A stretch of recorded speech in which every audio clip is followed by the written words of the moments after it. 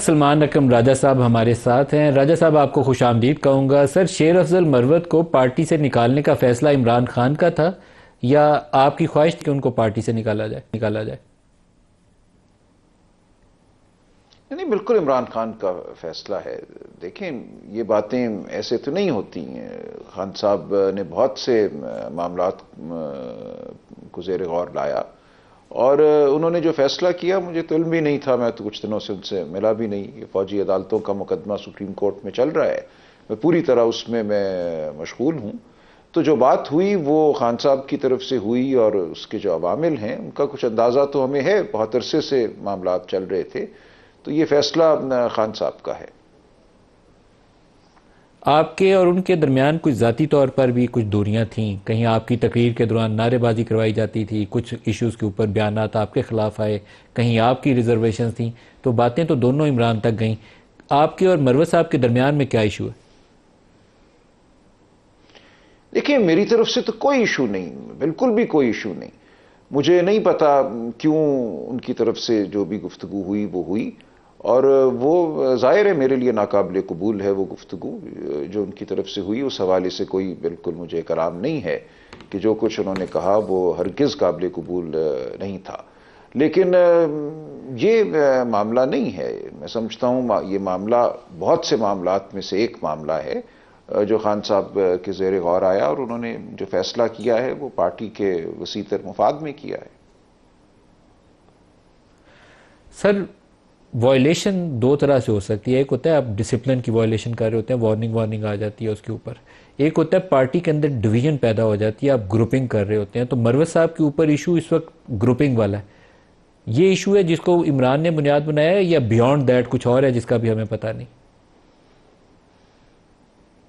دیکھیں، یہ پارٹی کے اندرونی معاملات ہیں، یہ تو ہر پارٹی میں ہوتا رہتا ہے، کبھی کوئی آتا ہے کوئی جاتا ہے، تو یہ کوئی اتنا بڑا معاملہ نہیں ہے، یہ معاملہ آگے چلتا رہے گا۔ پارٹی بہت بڑی پارٹی ہے، کوئی شخصیت اس پارٹی سے بڑی نہیں ہے، برتر نہیں ہے۔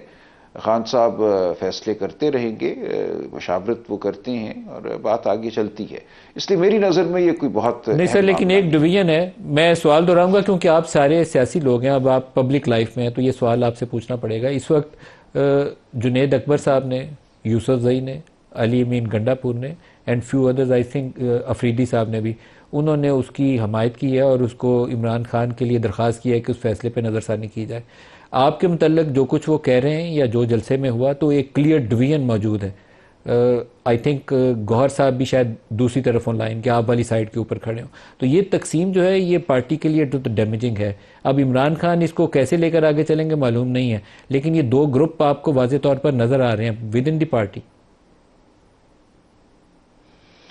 نہیں، میرا خیال ہے کچھ ذاتی تعلقات کی بنا پہ لوگ بات کرتے ہیں، لیکن اصولی موقف پہ کوئی تفریق نہیں ہے۔ میری آج جنید اکبر صاحب سے بھی بات ہوئی ہے، میری علی امین گنڈا پور صاحب سے بھی بات ہوئی ہے، دونوں نے بالکل واضح الفاظ میں خان صاحب کے فیصلے کو درست قرار دیا ہے، اور کسی صورت بھی انہوں نے بدتمیزی یا ہلڑ بازی کی حمایت کا اظہار نہیں کیا۔